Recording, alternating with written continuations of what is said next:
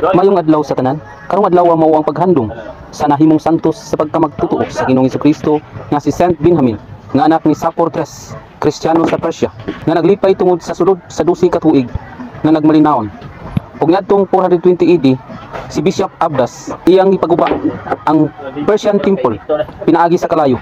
Ug ang balos ni King Isdigerd mao ang pagpanglutos sa mga Kristiyanos o pagpangguba sa simbahan. Ug napunting ni sa pagkadakop ni Saint Benjamin sulod sa usa ka tuig ug ipagawas siya sa prisuhan nga adunay kasabutan sa pagdili sa pagsangyaw sa Kristohanong mga pagtulunan.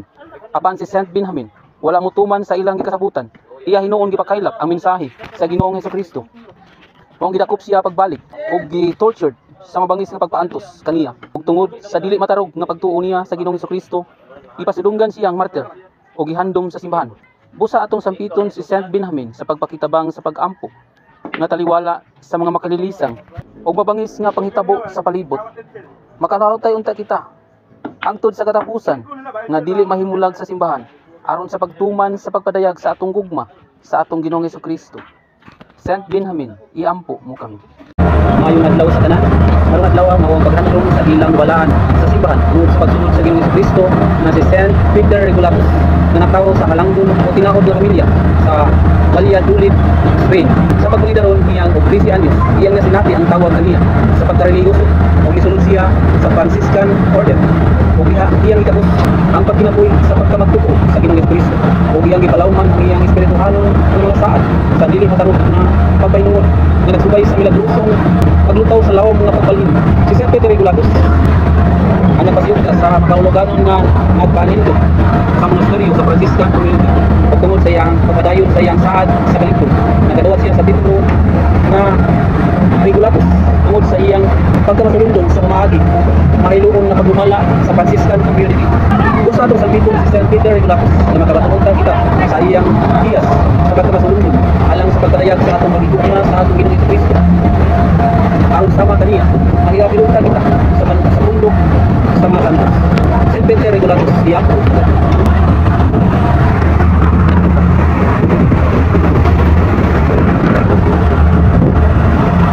Maayong adlaw sa tanan. Karong adlaw atong hisgutan ang paghandom ni Saint Berthold nga gipasidunggan sa pagtukod sa Carmelite nga pundo nga natawo didto sa Limoges, France ug iyang napakita ang talagsaon nga academic nga kahanas didto sa University of Paris. Pagkahuman niya mahimong pari, nilangyaw siya kauban sa iyang igsuon nga Aymeric, the Latin Patriarch of Antioch sa panahon sa Crusade. Ug didto sa bukid sa Carmel, iyang nahimamat ang relihiyosong pundo nga nagpadasig sa iyang pamaagi sa pagkilabuhi. Ug iyang napalambo ang maayong pamaagi aron matukod ang Carmelites. Ug gitudlo siya sa iyang igsuon nga mahimong unang superior general. Og si Saint Berthold iyang gihimo ang iyang kaugalingon diha sa espirituhanon nga pagkapangulo sa pundo. Ug iyang nadala sa maayong pamatasan ang mga Kristohanong kasanduluhan niadtong lapita nga nagpatagbo kaniya sa pagkakita sa Ginoong Hesukristo.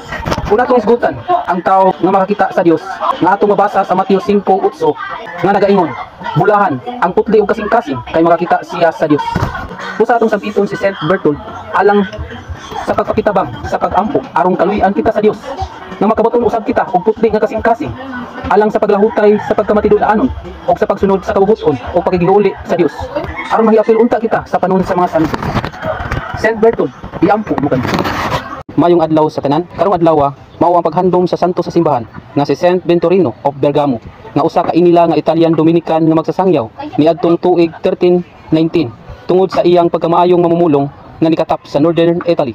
Sa 1335 si Saint Venturino nagplano sa pag-adto sa balaan nga lugar sa Roma tungod sa iyahang kabalaka nga si Pope Benedict XII, usa ka anti-pope. Ug ang gibuhat ni Pope Benedict XII kay nakabantay siya nga si Saint Venturino gusto nga moadto sa Roma nga mao'y mupuli sa iyahang pagka-pope. Ug aron dili siya mapahawa sa pwesto sa ugahom sa pagka-pope, iyang gipabawal ang pag-adto sa mga Dominican chapters nga gigikanan ni Saint Venturino. Ug wala masayod si Saint Venturino sa restriction nga gipatuman sa maong lugar. Mao si Saint Venturino gidakop og gibilanggo hangtod namatay si Pope Benedict XII niadtong April 1342 ug diha nakagawas si Saint Venturino niadtong 1343 ug ubos sa pagdumala ni Pope Clement VI nitabang siya pagpundar sa crusade uban sa dili matarog na pagtuo sa iyang misionaryong paghago. Gila siya sa simbahan ug ipasidunggan nga santos. Usa karong adlaw atong sampiton si Saint Venturino nga tabangan ta sa pagampo ngadto sa Dios nga iyang kaluy-an nga sama kaniya makasugakod kita sa paglahutay sa pagsunod o pagbabilin sa simbahan. Saint Venturino, iampo mo kami. Maayong adlaw sa tanan. Karong adlaw mao ang paghandom ni St. Rupert sa katinahod sa pagkaprangka nga arsobispo nga ang iyang mga saad mao ang pagpalambo, pagpakaila ug pagpaligon sa misionaryong mga buhat didto sa Germanic tribe uban sa pagsuporta ni Doc Tido niadtong tuig 697 AD. Gipanindot ni St. Rupert ang disyerto sa lungsod sa Yubabum ug giotro sa pangalan nga Salzburg ug didto sa Salzburg nagtukod si St. Rupert og simbahan, monasteryo ug eskwelahan alang sa pagpalig-on, pagpalambo ug pagpakailap sa mga Kristohanong pagtulunan o ang pagkamagtotoo sa Ginoong Hesukristo, ang bugtong tao nga usa ka Dios. Kung atong pamalandungan ang pagkinabuhi ni St. Rupert, iyang napamatud-an ang iyang mga saad alang sa pagpalig-on, pagpalambo ug pagpakailap sa iyang pagbaton sa dakong gugma ug pagsunod sa Ginoong Hesukristo. Busa atong sampiton si St. Rupert alang sa pagpakitabang sa pag-ampo nga matuman usab ang atong gihimong saad alang sa paghigugma sa Ginoong Hesukristo aron makadawat unta kita sa ganti sa pagpuyo sa gingharian sa Dios sa langit. St. Rupert, iampo mo kami nga sama kanimo mahiusa kami diha sa panon sa mga santos aron mahimo kaming lumulupyo sa gingharian sa Dios sa langit. Mayong adlaw sa tanan. Karong adlaw mao ang paghandom ni St. Margaret Cletero nga natawo niadtong 1555 sa Middleton, England sa protestanteng ginikanan. Ug gaminyo ni John Cletero ug diha siya nakagakus sa katolikong pagtuo ug tungod sa iyang lawom nga pagtuo sa simbahan iyang gitabangan ug gipanalipdan aron makatago ang pari nga gipaantos ug gilutos tungod sa pagpakailap sa relihiyosong mga buhat aron sa pagpaila sa Dios. Pinaagi sa simbahan taliwala sa makalilisang nga matabo kaniya. Usa ang otoridad gipugos siya pagdakop aron pabiyaon sa iyang pagtuo sa simbahan. Apan nibarog siya nga malig-on ug nagmaisugon sa pagdapig sa simbahan. Maong gipatay siya niadtong March 25, 1586 sa masakit nga kamatayon. Ug kini ang katapusan nga gisulti ngadto sa iyang mga higala. Ang dili matarog nga baruganan alang sa pagigugma niya sa simbahan. Misulti siya nga padulong na siya mamatay, gikapoy na ang iyang lawas apan dakong kalipay sa iyang espiritu tungod sa iyang pagigugma sa Dios. Busa atong himuong giya ang kinabuhi ni St. Margaret Cletero. Dili nato igsapayan nga mamatay ang atong lawas niining kalibutan tungod sa atong pagigugma sa simbahan nga mao ang lawas ni Kristo. Kay ang Ginoong Hesukristo kahimo pagbanhaw sa mga minatay ug nagasaad sa pagluwas sa iyang matinud-anon nga katawhan. St. Margaret Cletero, iampo mo kami nga sama kanimo makabaton sa kalig-on ug kaisog sa pagbarog alang sa pagigugma sa Ginoong Hesukristo, ang Dios nga nagpakatao. Maayong adlaw. Karong adlaw mao ang pagpasidungog sa simbahan sa usa ka tawo nga makasasala nga nagbaton og kalit nga pagkausab sa iyang pagtuo ug pagsalig sa Ginoong Hesukristo. Taliwala sa mugol lamang nga yugto sa iyang kinabuhi. Nga nagasulti pa siya niini nga Hesus, hinumduman mo ako kung maghari ka. Nga nagsulti niini mao si St. Dismas didto sa ibabaw sa iyang krus tupad sa tuong kamot sa Ginoong Hesukristo. Kung atong pamalandungan ang kinabuhi ni St. Dismas, nagpainumdum kini sa balaod sa tao na tumanong gayud ang balaod sa Dios. Nagidili gayud sa tao ang paghukom sa usa ka makasasala sa kamatayon. Kay posible pa siyang magbago o mahibalik sa pagkinabuhi ng nataro. Kay sama sa usa ka masakiton na kung isulod siya sa ospital o tambalanan, pwede pa siyang mamaayo. Usa ang kinabuhi ni St. Dismas, naghatag og dugang nga paglaom sa tao nga usa ka makasasala. Aduna pagayud kahigayunan nga maluwas. Bisan siya makasasala, kay ang kaluwasan wala magtan-aw lamang sa maayong mga buhat sa tao, kundi ang kaluoy mismo sa Dios nga nagsampit kaniya. Mao maning kamot sa pag-ampo nga gitudlo sa simbahan o pagsulod sa simbahan, kay ang simbahan mao ang lawas ni Kristo nga mabasa sa Colosas 1:18 o ang balay sa Dios sa kalibutan nga mabasa sa 1 Timoteo 3:15 aron sa Dios iyang kaluy-an o makabaton og kaluwasan. Maayong adlaw sa tanan. Karong adlaw mao ang paghandom sa nahimong balaan sa simbahan nga si St. Aldimar tungod sa pagsunod niya sa mga gitudlo sa Ginoong Hesukristo nga nagbunga sa mga dalaygon nga buhat nga mao hinungdan nga gipasidunggan siya sa simbahan o gila siyang balaan. Kung atong pamalandungan ang pagkinabuhi ni St. Aldimar, gila siyang the wise utukan nga bantugan nga pangulo uban sa iyahang mga milagroso nga nabuhat. Si St. Aldimar natawo sa Capua, Italy ug ang iyang mga saad mao ang pagpuyo diha sa pagkarelihiyoso o ang pagkaminampuon nga pagkinabuhi. Ang iya sa pagkinabuhi ni St. Aldimar mao ang pagkaminampuon o ang pagkinabuhi nga Dios nun. Busa atong himuong giya ang pagkinabuhi ni St. Aldimar. Atong hatagan og oras alang sa pag-ampo o ang pagigsulti sa Ginoong Hesukristo, ang Dios nga nagpakatao. Taliwala sa mga kakapoy, kalisdanan, kasakitan o bisan sa kalipay o kahamugaway nga kahimtang. Atong sundogon ang pagkinabuhi ni St. Aldimar nga mao ang pagpuyo diha sa pagkinabuhing Dios nun. Aron sa hingpit mahiusa kita pagbalik sa Dios ug kita iyang kahimutan. Atong hangyoon si St. Aldimar nga tabangan taniya sa pag-ampo nga kaluy-an sa Dios ug makabatunta sa hiyas sa pagkarelihiyoso aron sama kaniya makabalik unta kita sa gingharian sa Dios sa langit. Mayong adlaw sa tanan. Atong isgutan karon ang paghandom ni Saint Toribio Alfonso de Mogrovejo nga natawo sa Mayorga, Spain. Kung nato pamalandungan ang kinabuhi ni Saint Toribio, siya nahimong inila nga magbabalaod ug magtutudlo sa Salamanca University ug i-appoint siya ni King Philip II of Spain as the chief judge of the Inquisition Court in Granada. In 1580, sa laing bahin, nahimong taong laiko si Saint Toribio ug gitudlo siyang Archbishop sa Lima, Peru. Pagkahuman sa iyang ordination in 1581, iyang ipakita ang talagsaon nga pahinungod sa pagpalambo sa Archdiocese. Iyang gipalawman ang paghimo sa pagtabang sa mga kabus ug nagprotekta sa ilang katungod nga nag-anto sa Spanya nga pamalaod sa iyang panahon. Ug si Saint Toribio nagtukod og mga eskwelahan, hospitals, simbahan ug ang unang seminaryo sa Amerika. Ug tungod sa mga lig-on nga pagpaningkamot ni Saint Toribio, gipasidunggan siya sa simbahan ug gikanunay si Saint Toribio niadtong 1726. Busa atong sampiton si Saint Toribio karon nga tabangan ta sa pag-ampo ngadto sa Dios, nga makabaton ta sa hiyas sa kalig-on sa pagpaningkamot alang sa paglatas nato nining kalibutan nga makabalik unta kita sa kingharian sa Dios sa langit. Maayong adlaw sa tanan. Karong adlaw atong isgutan ang paghandom ni Saint Leah nga giila nga balaan sa simbahan niadtong 4th century base sa otoridad ni Saint Jerome. Kung atong pamalandungan ang kinabuhi ni Saint Leah, siya nagikan sa adunahan nga pamilya, pero taliwala sa iyang pagkaadunahan, iyang gipili ang pagakus sa pagkasimple ug mababsanon nga pagkinabuhi nga iyang gipakita pinaagi sa iyang mga buhat ug dili lamang sa iyang mga pulong ang iyang mga saad. Tulo ka mga hiyas sa mga nabuhat ni Saint Leah nga mao ang pagkasimple, pagkamababsanon ug pagkamaynampuon. Busa atong himuong giya ang pagkinabuhi ni Saint Leah nga bisan kung ikaw adunahan, dili di ay babag ang pagkaadunahan alang sa atong pakikiuli ngadto sa Dios aron mahiusa sa panon sa mga giilang mga santos tungod sa pagsunod sa kabubuton nga gitudlo sa atong Ginoong Hesukristo. Saint Leah, iampo mo kami nga sama kanimo. Makabaton kami sa imong mga hiyas sa pagkinabuhi alang sa paglatas namo niining kalibutan nga unta makabalik kami sa gingharian sa Dios sa langit. Maayong adlaw sa tanan. Karong adlaw atong isgutan ang paghandom ni Saint Inda nga nagkinabuhi sa kalibutan niadtong 4th to 5th century nga kanhi sundalo ug nakahimo og dagkong pagtabang aron mapalambo ang Kristyanismong komunidad sa iyang panahon. Kung natong pamalandungan ang kinabuhi ni Saint Inda nga usa nga kanhi sundalo, dili day babag kung unsa nga atong posisyon sa katilingban aron kita mapili sa Dios nga iyang giila nga magtutuo nga katawhan ug ang ayan gantihan sa pagkasantos. Usa atong sambiton ug magpakitabang ta ni Saint Inda sa pag-ampo nga sama kaniya makabaton sa iyang mga hiyas sa pagkasantos aron pohon mahiapil unta kita sa panon sa katawhan nga giila sa Dios nga lumulupyo sa iyang gingharian sa langit. Saint Inda, iampo mo kami.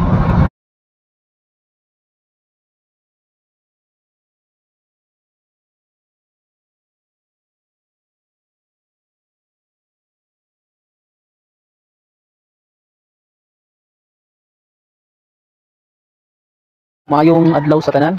Karong adlaw atong ilhon ug atong handumon si Blessed John of Parma nga nabuhi sa kalibutan niadtong 12th century sa lugar sa Parma, Italy.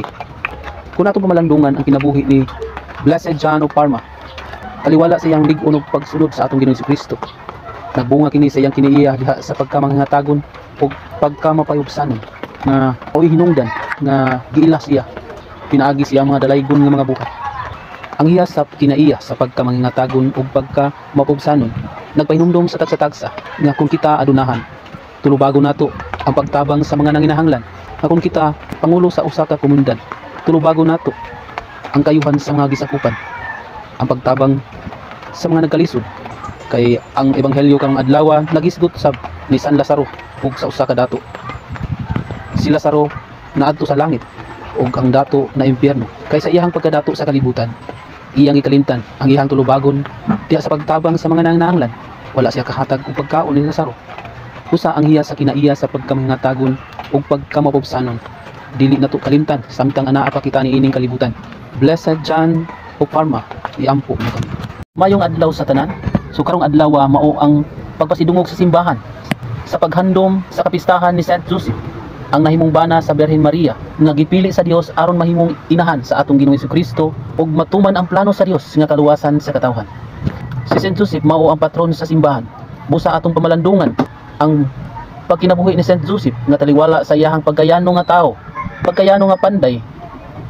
Gipili siya sa Dios aron mahimong magbalantay ug magdako ang Ginoong Jesucristo diha sa pagtuman sa kaubuton sa Dios nga kaluwasan. Busa atong pangayoon ni Saint Joseph nga tabangan usab kita sa pagampo nga sama kaniya, mahisama unta kita kaniya nga gipili usab sa Dios aron makaangkon sa kaluwasan ug mahimong lumulupyo sa gingharian sa Dios sa langit. Busa atong pamalandungan ang kinabuhi ni Saint Joseph nga karon gisaulog ang iyang kapistahan nga taliwala sa mga kalisdanan o mga pagsulay sa kinabuhi nga mulahutay unta kita diha sa pagmakanunayon sa pagtuman sa kaubuton sa Dios aron sama kaniya mahimo unta usab kita nga balaan ug mahiapil sa panon nga giila nga katawhan sa Dios sa langit. Saint Joseph, iampo mo kami.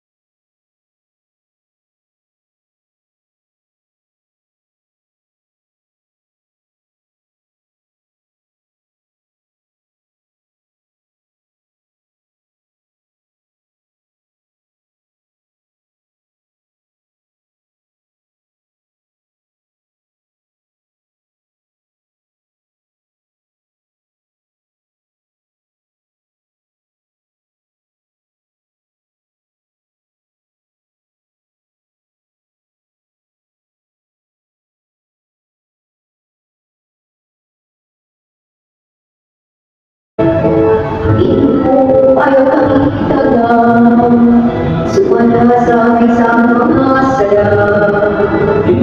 Ayaw kami tagang sumala sa isang mga saya.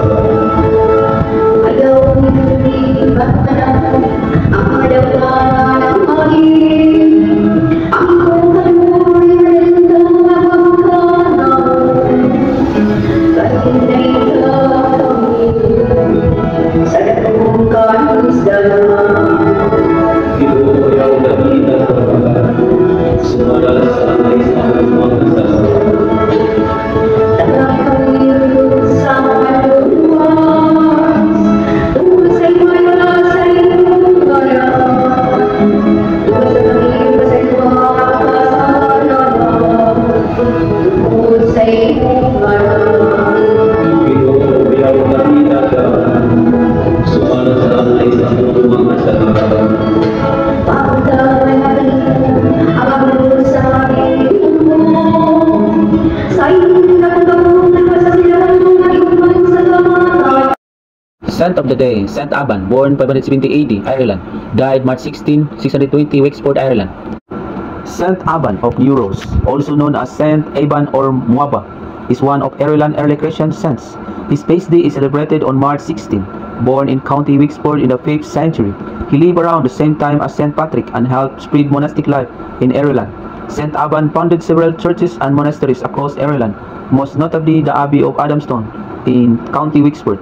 According to legend, an angel directed him to the perfect spot for building the abbey. He also worked as missionary in other areas, stabilizing a monastery in Balverne, County Cork. Known for his miraculous deeds, Saint Aban is said to have healed the sick and even walked on his cloak to cross rivers. While many stories about him exist, historical records are limited and much of his life is intertwined with legend. His legacy is seen in the numerous places and churches named after him throughout Ireland. Saint Aban life reflects the early Christians' values of simple living, devotions to God, and spreading faith through good deeds. His significant contribution to Irish Christianity are still remembered and honored by those who seek his intercession. Saint Aban, pray for us. Saint of the day, Saint Louis de Marillac, Saint Louis de Marillac was born on August 12, 1591 near Meaux, France, and received her education from Dominican nuns. Although she initially aspired to join a convent, she married Anthony Legras in 1613 based on her confessor's advice. After becoming a widow in 1625, she encountered Saint Vincent de Paul, who became her spiritual mentor. Together with Vincent, Louise dedicated herself to aiding the sick, the poor, and the overlooked in society. In 1633, she established a training center for those wanting to help, which led to the founding of the Sisters of Charity of Saint Vincent de Paul. Officially recognized in 1655, Louise took her religious vows in 1634, inspiring many to join her mission. She created a set of guidelines for her community and, with Vincent's support, introduced formal vows for members in 1642. As the superior, she expanded the sisters' work throughout France, setting up hospitals and orphanages.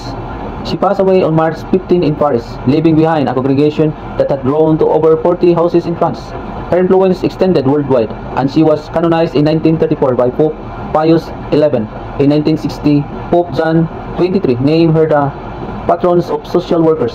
Their feast day is celebrated annually on March 15. St. Louis de Marillac, pray for us.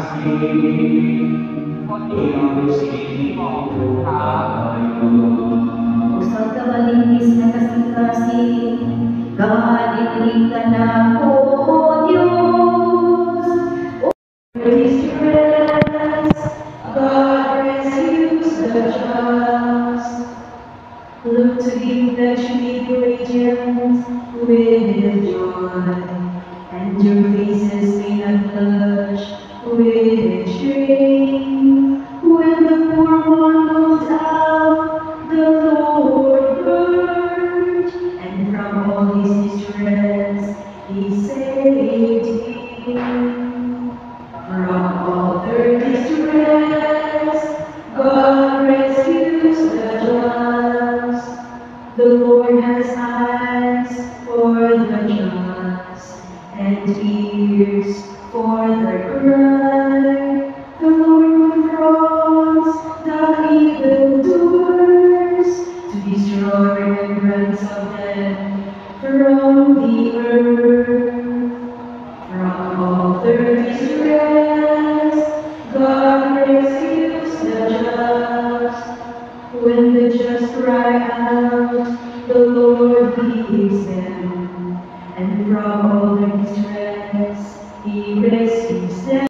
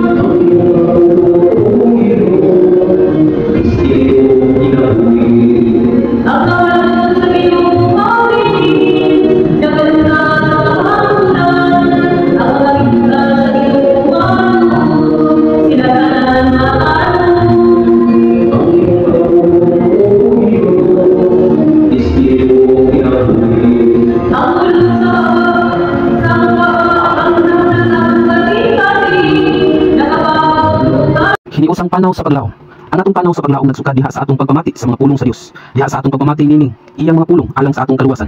Nagdalit kini kanato sa pagkalaom sa atong pagtuo ug magpabuhi sa atong paglaom diha sa Dios. Di ba kini kanato diha sa paglakas ni Jesus sa daghang matang sa mga pagsulay. Naghihimo ni Satanas batok kaniya. Wala magpulos ang mga pagsulay ni Jesus tungod sa iyang pagpamati sa mga pulong sa Dios Amahan. Like Jesus, if we listen closely to God's words, we not only strengthen our faith in Him, but we always confess our professions of faith in God. We also become obedient to His will, no matter how many temptations we may encounter each day in our lives. It allow us to not to give hope in our lives. Kung kanunay kita mamati sa mga pulong sa Dios, ang atong panaw sa kinabuhi, isip usa ka simbahan, magsubay gayud diha sa dalan sa paglaom. Ni Papa Francisco ngadtong Pebrero 6, 2025, miluwat sa iyang mensahe niining panahon sa Kwaresma. Giluhan kini, let us journey together in hope. Sa maong mensahe, ipahimugatan niya ang kahulugan sa panaw. Sa panaw nato isip simbahan, sa panaw nato isip simbahan diha sa paglaom sa Dios. Ang atong panaw nga gipahimugtan sa atong Santo Papa, panaw sa kausaban sa conversion, sama sa panaw sa mga Israelita gikan sa kaulipnan sa mga Ehiptohanon diha sa unang pagbasa karon. Ipakita kita sa atong kaugalingong panaw sa atong kinabuhi gikan sa kaulipnan sa sala. May samang kita sa mga Israelita nga namati sa mga pulong sa Dios, nagdalit kanila sa usaban sa ilang kinabuhi. Matud pa ni Papa Francisco, it is hard to think of the biblical exodus without also thinking of those of our brothers and sisters who in our own day are fleeing situations of misery and violence in search of a better life from themselves and their loved ones. Diha sa atong pagmati sa mga pulong sa Dios, magkapamalandong unta kita sa atong panaw sa kausaban.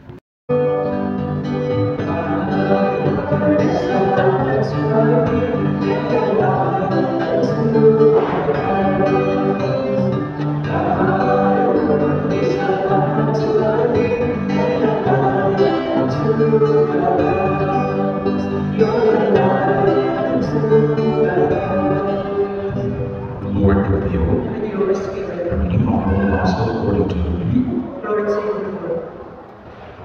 Jesus saw a tax collector named Levi sitting at the gospel's post. He said to him, "Follow me." And leaving everything behind, he got up and followed him. Then Levi gave a great banquet for him in his house, and a large crowd of tax collectors and mockers were at table with them. The Pharisees and their scribes complained to his disciples, saying, "Why do you eat and drink with tax collectors and sinners?" Jesus said to them in reply, "Those who are healthy do not need a physician, but the sick do. I have not come to call the righteous to repentance, but the sinners." Brothers and sisters, this is the gospel of the Lord. Praise to you, Lord Jesus Christ.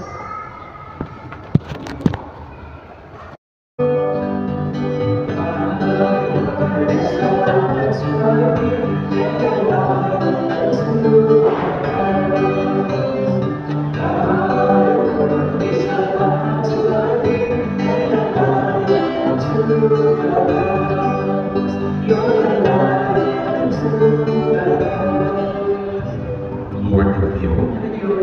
Reading from the Gospel according to Luke. Jesus saw a tax collector named Levi sitting at the gospel's post. He said to him, "Follow me." And leaving everything behind, he got up and followed him. Then Levi gave a great banquet for him in his house, and a large crowd of tax collectors and mockers were at table with them. The Pharisees and their scribes complained to his disciples, saying, "Why do you eat and drink with tax collectors and sinners?" Jesus said to them in reply, "Those who are healthy do not need a physician, but the sick do. I have not come to call the righteous to repentance, but the sinners." Brothers and sisters, this is the gospel of the Lord. Praise to you, Lord Jesus Christ.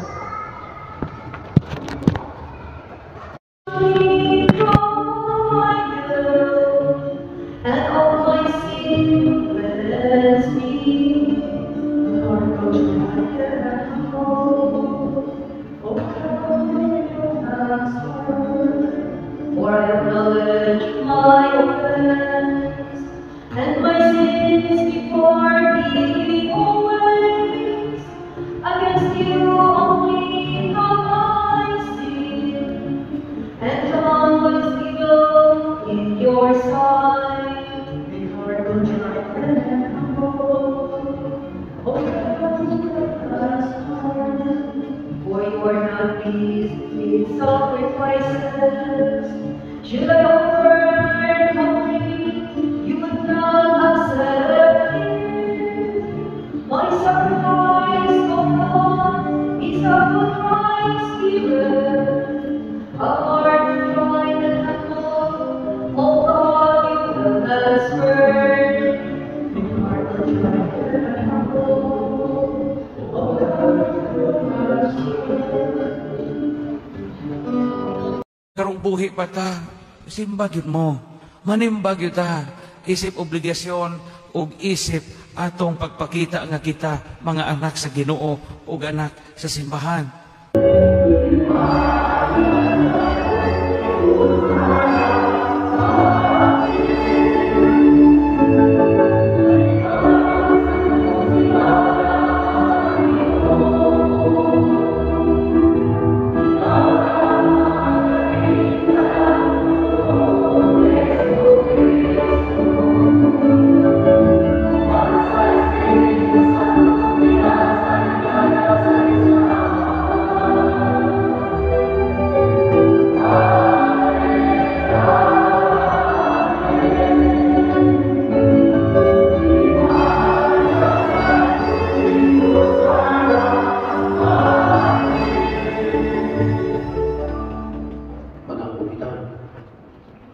O Ginoo, agaga ang mga hitabo sa kalibutan diha sa imong kalinaw ug hatagi ang imong santos na simbahan sa kalipay sa pag-alagad kanimo diha.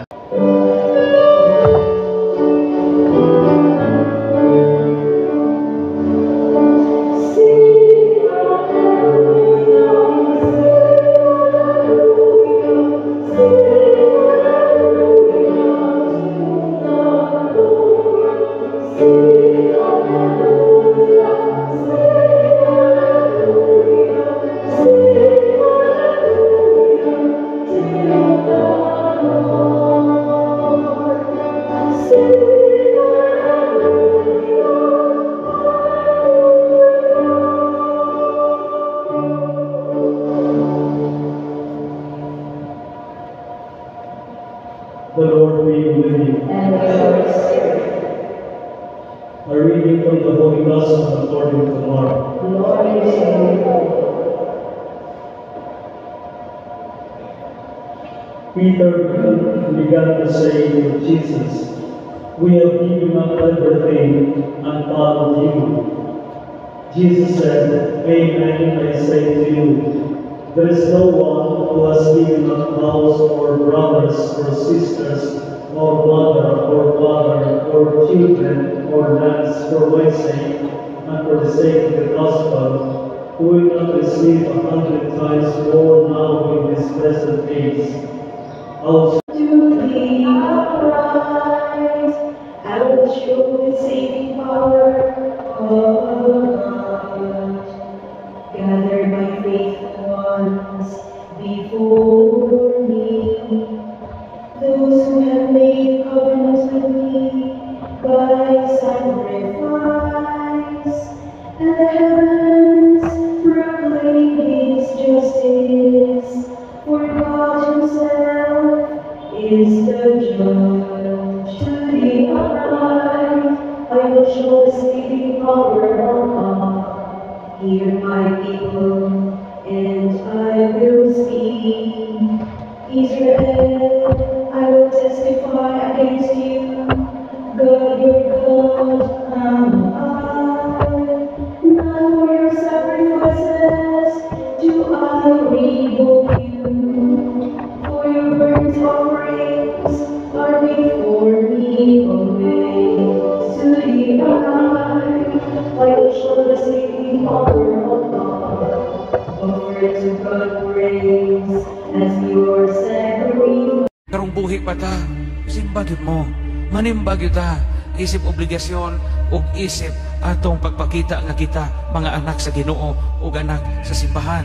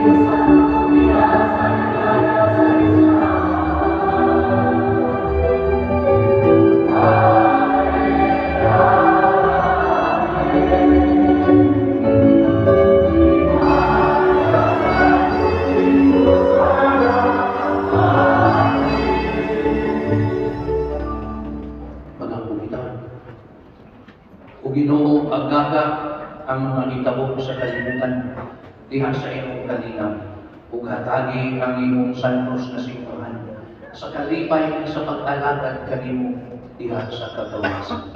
Kini among pangay sinagi sa among Ginoong Jesucristo imong anak ug imong kalibutan kanimo sa Espiritu Santo Dios hangtod sa kanatunan. Amen.